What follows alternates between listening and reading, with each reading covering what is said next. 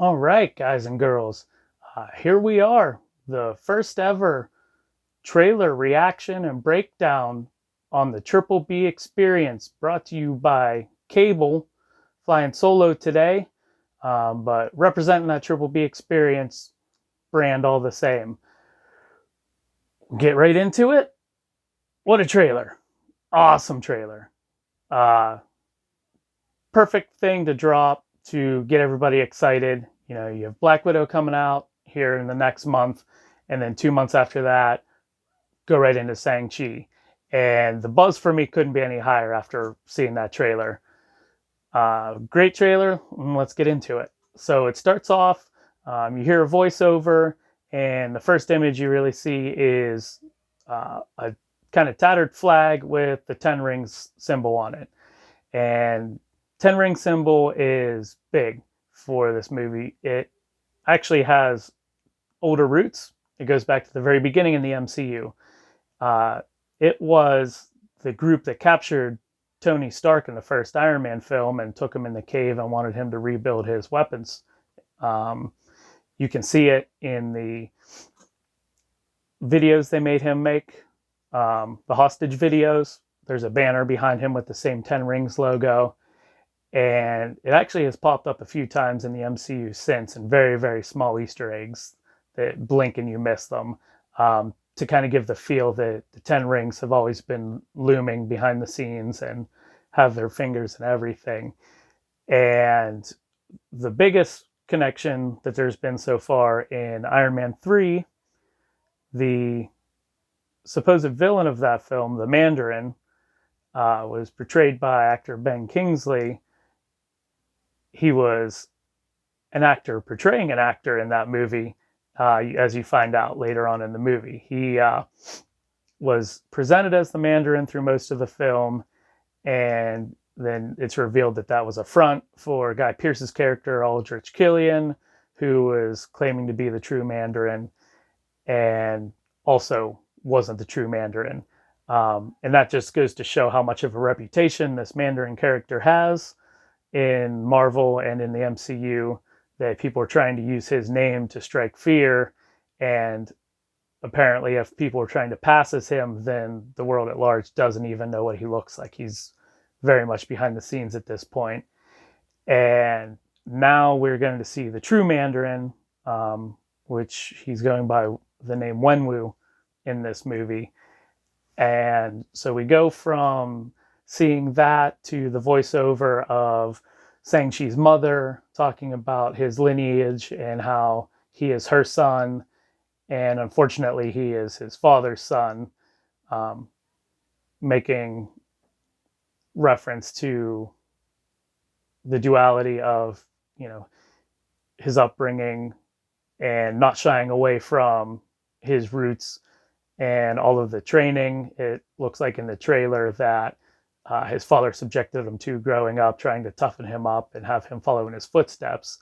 And then you hear him tell Aquafina's character, I believe that's who he's talking to, that he tried to change his identity. He wanted to get away from that life. He wanted to forge his own path, or not forge his own path so much as just disappear from that life. And it looks like the life is coming back for him. And that's when he'll have to forge his new identity and build his own legacy, and strong themes of legacy, you know, family, identity. You're not where you came from, you're where you're going type thing, which is going to be, you know, a very strong theme for that movie, and a good theme to base a movie upon. Uh, then comes a lot of the cool footage. You see a club with, you know, bright lights, just a cool aesthetic, very cool looking scenery. Get attacked by what I'm assuming is the 10 Rings, some of their soldiers, and the fight looks like it moves on to a skyscraper type building.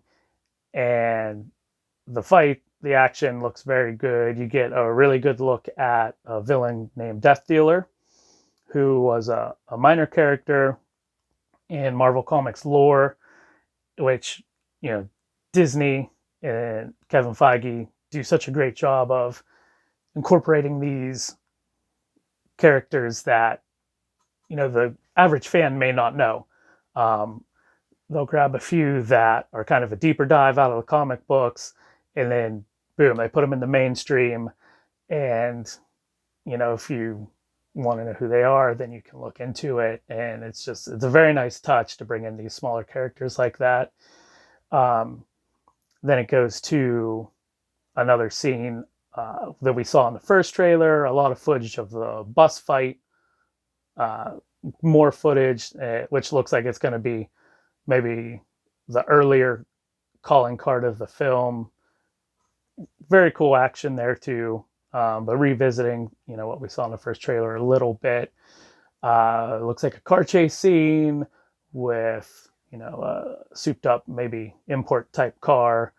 A little bit of a new look for Marvel, other than, what we got in Ant-Man and the Wasp, which is great because that's when Marvel is banging on all cylinders, when they mix it up, just like they're doing with the Disney Plus shows. You go from WandaVision to Falcon and Winter Soldier to Loki. And the same thing with the movies. You can have a really grounded movie like you had in Captain America Winter Soldier. Uh, and then a few months later, you have Guardians of the Galaxy. And that is when they're at their best, is when they're giving you all these different flavors and looks and mixing it up, because that's the great thing about comics and that world.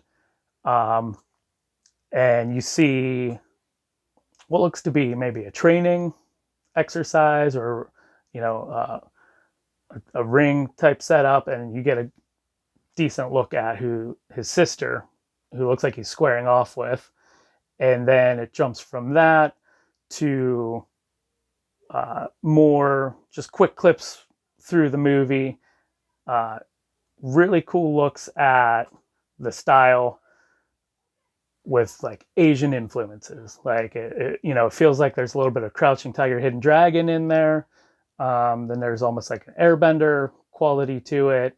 You're seeing like the water being manipulated, and then cut throughout this is clips of Wenwu Mandarin using his power rings, his 10 rings, which uh, that's huge. That's great to see on film. That's why we're in the golden age of comic book movies now, is things that you may have never thought you were going to see on film just being put in. And they did change it.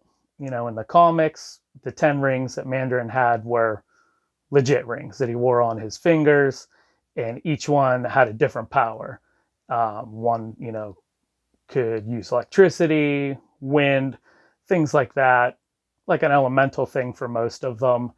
And now in the film, they are on his arms. They're more like bracelets.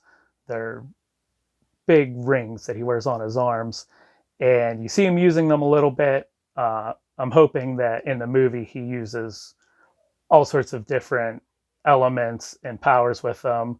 But what you see in the trailer looks very cool. I mean, you see them shoot off of his arm and he pulls them back, and there's like an energy blast effect. I think you see the wind effect a little bit, but you're seeing him as he's already mastered these, and it looks great. And I'm assuming that's why they made the change from rings on fingers to on the armbands. Just, it's more cinematic. There's more things you can do there.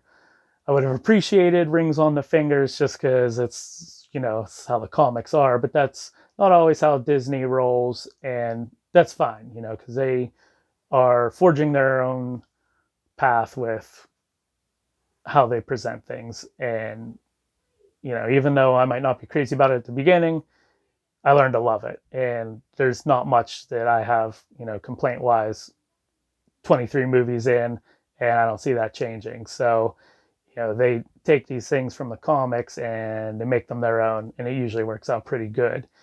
And then at the end of the trailer, something I was very excited to see, there's a quick clip of Abomination in what looks to be a fighting ring, and possibly of Shang-Chi getting ready to fight him in the same style, like the gladiator type setup with Hulk and Thor Ragnarok. And that's huge. That's awesome because The Incredible Hulk, was the second movie in the MCU, but it really isn't an MCU movie. It's canon, it's in there, but the movie wasn't made by Marvel, or what would be the MCU Marvel. At that time, they were Paramount was who was making them before Disney bought them. The Incredible Hulk was completely made by Universal Studios, and at the last minute, Paramount and Marvel decided to roll this into the larger universe, the connected universe as we know it now. And all they really did was throw in the post-credit scene of Robert Downey Jr.'s Tony Stark meeting William Hurt's Thunderbolt Ross in a bar and telling him we're putting together a team, alluding to the Avengers. And that was all the connective tissue there is there. And, it's kind of felt like the redheaded stepchild of the MCU all these years, because for the longest time there were no mentions of that film. And then they've slowly been referencing it more and more. With Civil War, they brought William Hurt back to play his role of General Thunderbolt Ross. And at that time, he's Secretary of State. And then he reprises it again really quick in Infinity War. And then he's also going to have a decent role in Black Widow. And then, very little connections, like in the movie, Edward Norton's Hulk, or Bruce Banner, works at a bottling plant while he's trying to lay low. And in the Ant-Man movie, there's a scene where he's walking down the sidewalk and there's a poster for the drink that they were bottling. And there was a mention of Abomination at one point, and that he was in the Raft, which is the underwater prison that you see in Civil War. And that's about it. And they say that the Abomination will be appearing in the She-Hulk Disney Plus series, along with Mark Ruffalo, which is great because they need to expand on the Hulk lore in the MCU. But to see Abomination like this as a surprise just pop up was awesome. And I wasn't huge on the look of Abomination in the Incredible Hulk movie, not very close to the comic book. And it seems like if you look really closely that they have changed the design some to look more like the comic book, which I love. So that might be one of my favorite parts of the trailer. That was a great surprise. Would have never saw that coming. And then another great part of the trailer, really quick, blink and you miss it, that I'm not certain on yet, but it looks like at a certain point in the trailer, Shang-Chi comes face to face with a dragon type creature. And when I think Marvel and I think dragon, the first thing that comes to mind is Fin Fang Foom, which has had ties to the Mandarin character.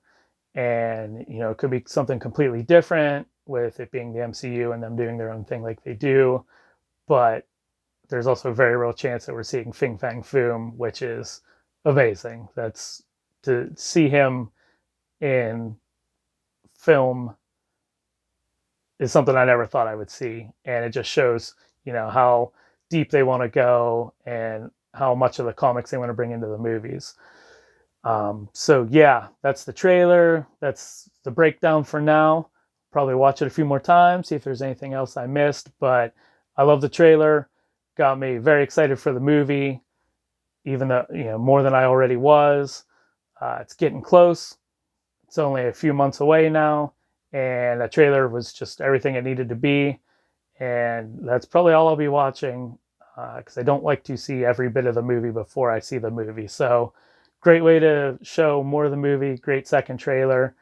And that's it. So till the next trailer drops, guys and gals, I'm Cable, the Triple B Experience. Look for us on YouTube, Facebook, Twitter. I think a soon to come Instagram. Share, tell your friends, like, subscribe, whatever you guys want to do. And until the next trailer comes out, see you later.